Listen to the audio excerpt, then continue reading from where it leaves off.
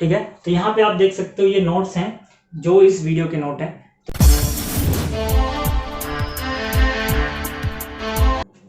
Welcome in science के study 1024 में हूँ एक यादव और इस वीडियो में हम देखने वाले हैं साइंस क्लास 8 के चैप्टर नंबर 6 का पार्ट नंबर 2। चैप्टर का नाम है कंबसन एंड फ्लेम। और इससे पहले की जितनी वीडियोस हैं उन सभी का लिंक आपको इस वीडियो के डिस्क्रिप्शन में मिल जाएगा, वहां से देख सकते हैं। तो देखो, इस वीडियो में हमारा टॉपिक रहेगा how do we control fire. आपकी जो एनसीईआरटी है उसमें जो हेडिंग 6.2 है वो है how do we control fire. इससे पहले के जितने भी टॉपिक्स हैं एनसीईआरटी के वो मैंने आपको पिछली वीडियो में बताए थे। तो यहाँ पे हमारा मेन टॉपिक ये रहेगा और एनसीईआरटी का इतना पोर्शन हम कवर करेंगे जो आपको स्क्रीन पे नजर आ रहा है। ठीक है, तो शुरू करते हैं। देखो, हेडिंग क्या है, how do we control fire. मतलब हम फायर को कंट्रोल कैसे कर सकते हैं, कहीं पे आग लग जाए तो उसे हम किस तरह से बुझा सकते हैं। तो पिछली वीडियो में हमने देखा था कि फायर को प्रोड्यूस करने के लिए मेनली 3 कंडीशन जरूरी होती हैं। ठीक है, वो कंडीशन क्या क्या है एक बार और बता देता हूँ, तब आपको ज्यादा समझ में आएगा कि किस तरह से इसको बुझाया जाए। ठीक, तो मैंने यहाँ पे लिखा we know following are the essential conditions for producing fire. पहली कंडीशन थी एयर, जहां से ऑक्सीजन मिलती है, क्योंकि फायर को प्रोड्यूस करने के लिए ऑक्सीजन का बहुत मेन रोल रहता है। उसके बाद फ्यूल, यानी कि कोई भी ऐसा सब्सटेंस जो कंबस्टिबल है, जो जल सकता है। और तीसरी चीज चाहिए होगी इग्निशन टेम्परेचर, या फिर इग्निशन टेम्परेचर को अचीव करने के लिए हीट।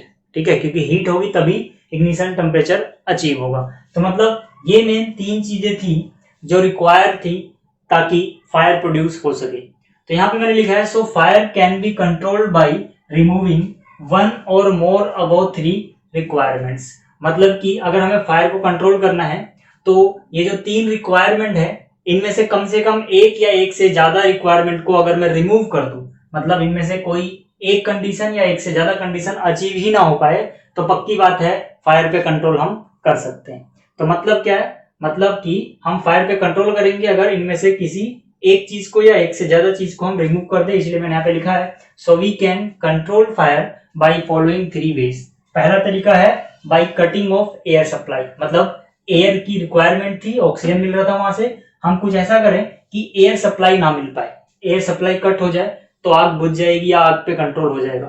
दूसरा क्या है, बाय रिमूविंग फ्यूल। मतलब कि जो फ्यूल है उसे ही हम रिमूव कर दे।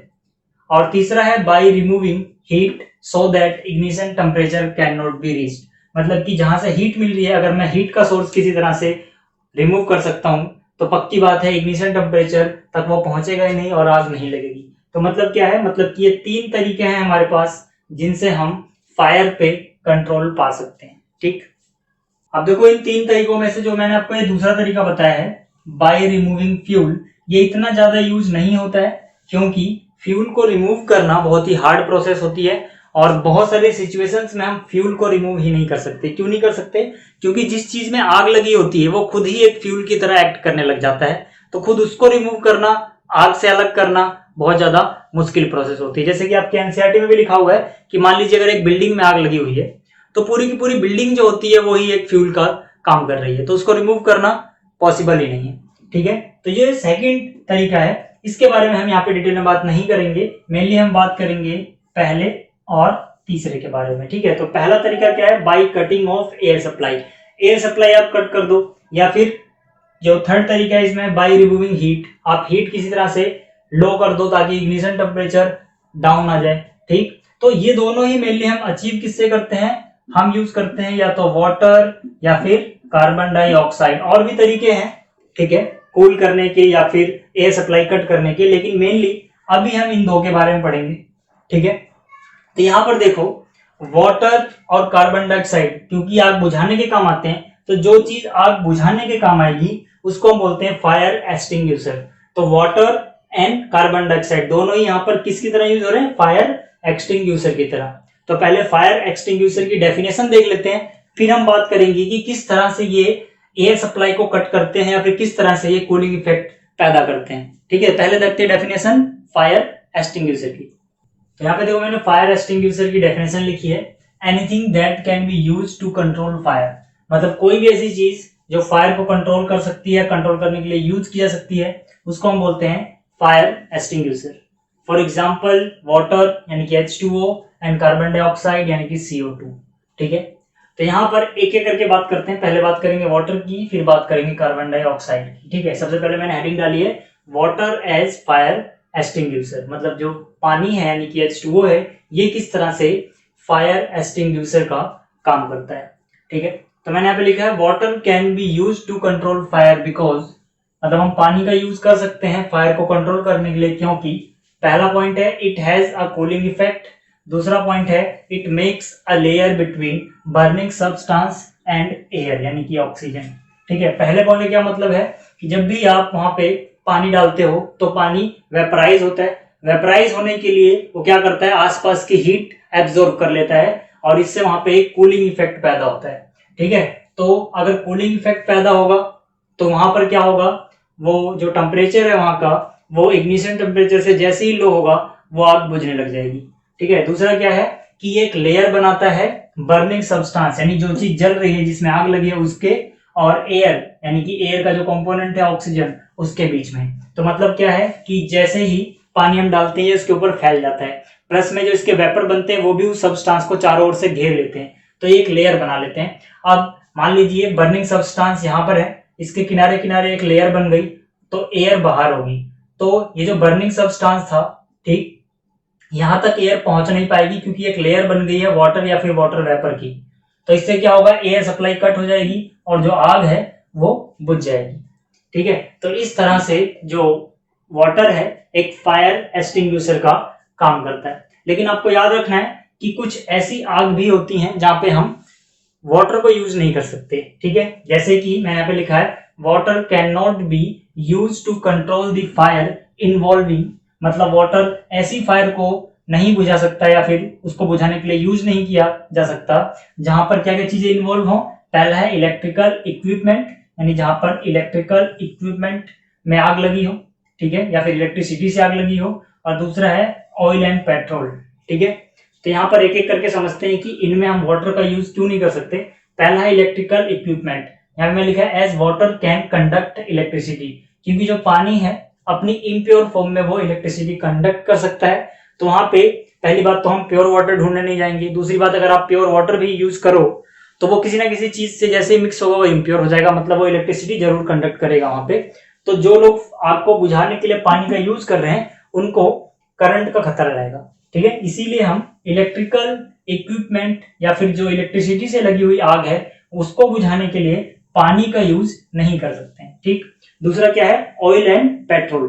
अब ऑयल एंड पेट्रोल की जो आग है वो भी पानी से क्यों नहीं बुझती है, इसका एक सिंपल सा रीजन है, मैंने यहाँ पे लिखा है because H2O is heavier than oil and petrol, it sinks below oil and oil keeps burning on top। मतलब कि जो H2O है यानी कि जो पानी है, क्योंकि ये भारी होता है ऑयल से और पेट्रोल से, इसीलिए भारी होने के कारण ये नीचे डूब जाता है और जो ऑयल है ये टॉप पे बर्न होता रहता है, जलता रहता है। इसको भी वैसे समझ सकते हो कि मान लीजिए ये ऑयल है, ठीक है, ये मान लीजिए कोई सब्सटेंस था उसके ऊपर ये पेट्रोल या डीजल गिर गया, ठीक है, यहाँ पर ये बाहर ये क्या है ऑयल या पेट्रोल डीजल कोई भी समझ सकते हो, और इसमें आग लग गई है। अब जैसे ही आप इसमें पानी डालोगे यानी कि H2O डाला आपने, ठीक, तो H2O भारी है तो ये क्या चला जाएगा इस तेल के या पेट्रोल के अंदर चला जाएगा ये, और बाहर कौन बचेगा, फिर से ऑयल।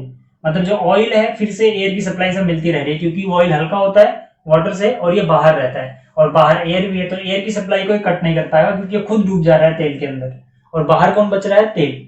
इसीलिए क्या हो रहा है यहाँ पर जो पेट्रोल या डीजल या ऑयल वाली आग है वहां पर अगर हम पानी डाल रहे हैं तो उससे वो आग बुझेगी नहीं। ठीक है, तो ये आपको दोनों पॉइंट समझ में आ गए होंगे। ठीक है, तो ये पहला था वाटर एज फायर एक्सटिंग्विशर। अगला टॉपिक क्या हमारा, कार्बन डाइऑक्साइड किस तरह से आग को बुझाता है, तो उसकी बात करते हैं। तो यहाँ पर देखो मैंने लिखा है CO2 एज फायर एक्सटिंग्विशर, मतलब CO2 का किस तरह से हम यूज करते हैं आग को बुझाने में, वो यहाँ पे हम पढ़ने वाले हैं। तो मैंने यहाँ पे लिखा है फॉर फायर्स इन्वॉल्विंग इलेक्ट्रिसिटी और petrol etcetera CO2 means carbon dioxide is best fire extinguisher. मतलब कि अगर मान लीजिए आग बिजली से लगी है या पेट्रोल वगैरह की वजह से लगी है तो वहां पे CO2 को यूज करना बेस्ट रहता है आग बुझाने के लिए। अभी हमने देखा था कि पानी का यूज नहीं कर सकते हम इलेक्ट्रिसिटी वाली आग या पेट्रोल वाली आग को बुझाने के लिए, लेकिन CO2 का यूज करना बेस्ट रहता है। इसके रीजन क्या क्या है, देखो यहाँ पे मैंने एक्सप्लेन किया है। पहले पॉइंट मैंने लिखा है CO2 is heavier than oxygen, covers the fire like a blanket and cuts the supply of oxygen. मतलब जो कार्बन डाइऑक्साइड है जो CO2 है ये ऑक्सीजन से ज्यादा हैवी होती है। ठीक है, अब मान लीजिए यहाँ पर कोई सब्सटेंस है, ठीक है, और इसमें आग लगी हुई है, ठीक है, यहाँ पे इसमें आग लगी हुई है, ठीक, और इसके बाहर एयर है, एयर में क्या है, ऑक्सीजन है, ठीक है, एयर में क्या है, ऑक्सीजन। लेकिन जो कार्बन डाइऑक्साइड है ये ऑक्सीजन से भारी होती है, तो कार्बन डाइऑक्साइड भारी होगी तो इसके नीचे कौन आ जाएगा, carbon dioxide, carbon dioxide, carbon dioxide, मतलब CO2 क्या करेगी, इसको एक कंबल की तरह ढक लेगी, ठीक है, इस फायर को, इस आग को, और ऑक्सीजन से फिर इसका संपर्क नहीं हो पाएगा, क्योंकि ऑक्सीजन हल्की है तो ऊपर रहेगी, कार्बन डाइऑक्साइड भारी है तो नीचे रहेगी। तो ये कार्बन डाइऑक्साइड एक लेयर बना लेगी, एक ब्लैंकेट बना लेगी, तो ऑक्सीजन की सप्लाई वहां पे पहुंच ही नहीं पाएगी, तो इसी तरह से आग बुझ जाएगी। ठीक है, तो वही मैंने यहाँ पर लिखा है, क्योंकि ये हैवियर होती है ऑक्सीजन से, तो ये कवर कर लेती है पूरी फायर को एक ब्लैंकेट की तरह, और इसीलिए जो सप्लाई है ऑक्सीजन की ये कट ऑफ हो जाती है, मतलब वहां पे ऑक्सीजन नहीं पहुंच पाती। ठीक है, तो पहला पॉइंट आपको समझ में आ गया होगा। अब बात करते हैं दूसरे पॉइंट की। ठीक, जो दूसरा पॉइंट है इसमें मैंने लिखा है when CO2 is released from cylinder it expands enormously in volume and cools down and produces a cooling effect। मतलब कि जब सिलेंडर से रिलीज करी जाती है, ठीक है, आग बुझाने के लिए सिलेंडर में जो भरी हुई है, ठीक है, कंप्रेस करके, तो जैसे ही ये सिलेंडर से रिलीज होती है ये इसका वॉल्यूम बहुत ज्यादा होने लग जाता है, मतलब फैलने लग जाती है, और वॉल्यूम ज्यादा होने से इसमें कूलिंग प्रोड्यूस होती है। ठीक है, जैसे जैसे इसका वॉल्यूम बढ़ता है कूल होती जाती है, और क्योंकि ये कूल हो रही है तो ये एक इफेक्ट प्रोड्यूस करती है, कूलिंग इफेक्ट, जिससे वहां पे जो टेम्परेचर है वो डाउन हो जाता है बिलो इग्निशन टेम्परेचर और आग बुझ जाती है। अब इसके एक्सपेंड होने से कूलिंग इफेक्ट कैसे पैदा हो रहा है ये भी आपके सिलेबस में नहीं है। ठीक है, तो ये मैं भी यहाँ पे एक्सप्लेन नहीं कर रहा क्योंकि फिर आप समझ भी नहीं पाओगे। ठीक, तो यहां से आपको समझ में आ गया होगा पहला और दूसरा पॉइंट। तो इस वीडियो में इतना ही। बाकी जो नोट्स हैं जो भी मैंने आपको ये लिखवाया है, हर वीडियो मैंने आपको बोला है कि मैं आपको नोट्स एंड में दे दूंगा, आपको कॉपी करने की जरूरत नहीं है शुरू में। ठीक है, तो यहाँ पे आप देख सकते हो ये नोट्स हैं जो इस वीडियो के नोट हैं, तो इसको आप वीडियो का स्क्रीनशॉट लो या फिर पॉज करो और इसको कॉपी कर लो। ठीक है, तो देखो इस वीडियो में इतना ही, जल्दी ही मिलेंगे हम अगली वीडियो में। Thanks for watching.